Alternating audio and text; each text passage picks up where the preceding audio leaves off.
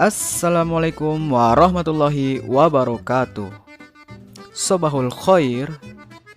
Apa kabarnya nih soleh dan solihah? Semoga kita selalu sehat walafiat dan dijauhkan oleh Allah Subhanahu wa taala dari berbagai macam jenis penyakit.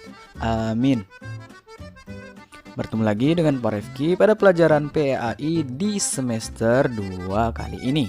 Semoga Ananda tetap semangat dan lebih semangat lagi belajarnya ya. Pada pertemuan kali ini kita akan belajar tentang materi bersuci dari hadas.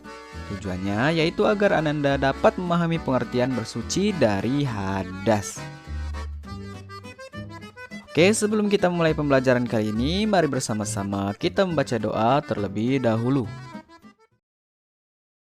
Bismillahirrahmanirrahim.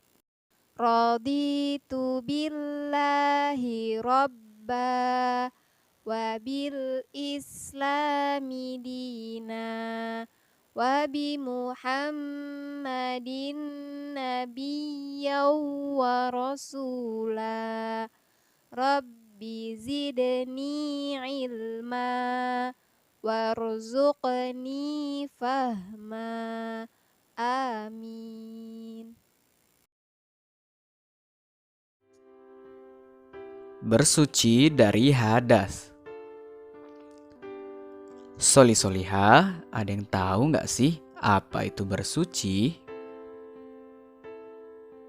Bersuci atau toharos secara bahasa artinya suci atau suci dari kotoran. Sementara bersuci atau toharoh menurut istilah yaitu membersihkan diri dari hadas dengan wudhu, mandi, atau tayamum.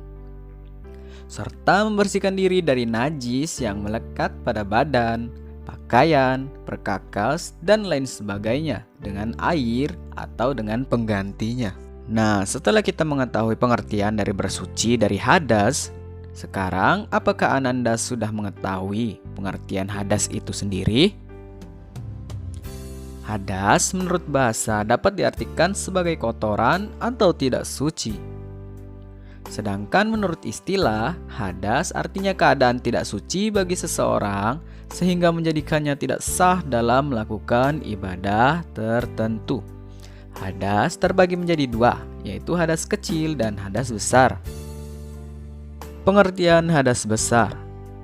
Hadas besar yaitu keadaan seseorang tidak suci. Dapat dilakukan supaya menjadi suci, maka ia harus melakukan mandi janabah. Pengertian hadas kecil. Hadas kecil yaitu keadaan seorang tidak suci. Dapat dilakukan supaya menjadi suci, maka ia harus melakukan wudhu. Atau jika tidak ada air, maka dapat melakukan tayamum. Hal yang dapat menyebabkan seorang berhadas kecil yaitu 1. Buang air kecil atau besar. 2. Hilang akal atau disebabkan mabuk, gila, atau sebab lain seperti tidur. 3. Bersentuhan antara kulit laki-laki dengan perempuan yang bukan mahramnya. 4. Menyentuh kemaluan dengan telapak tangan bagian dalam. Tata cara bersuci dari hadas kecil.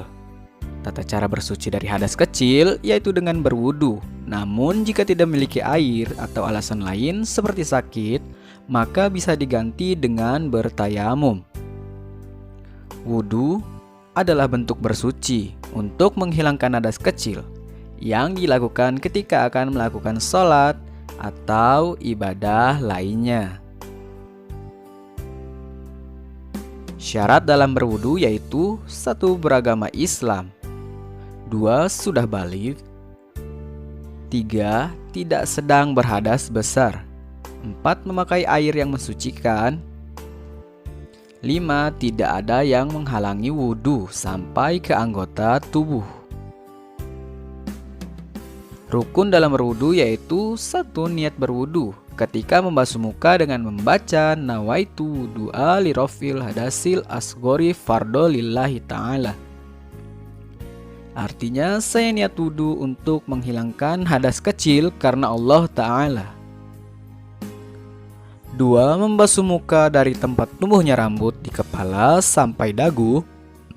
3. Membasuh kedua tangan sampai siku. 4. Mengusap sebagian rambut kepala. 5. Membasuh kedua kaki sampai mata kaki. Dan 6. Tertib atau berurutan sesuai aturan. Nah, sekarang agar Ananda dapat lebih memahami bagaimana tata cara berwudu, yuk kita simak video berikut ini. Perlu diperhatikan di sini, demi kesempurnaan wudu, jika memungkinkan, hendaknya sebelum berwudu, menggosok gigi terlebih dahulu. Bismillahirrahmanirrahim.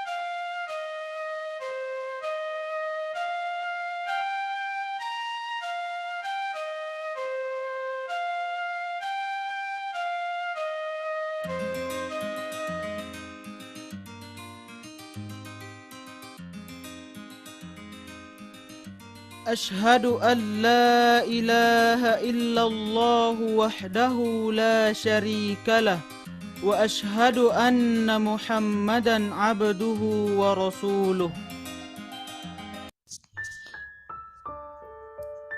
Nah, itu dia video tata cara berwudu yang benar, sekaligus menutup materi pembelajaran kita pada hari ini.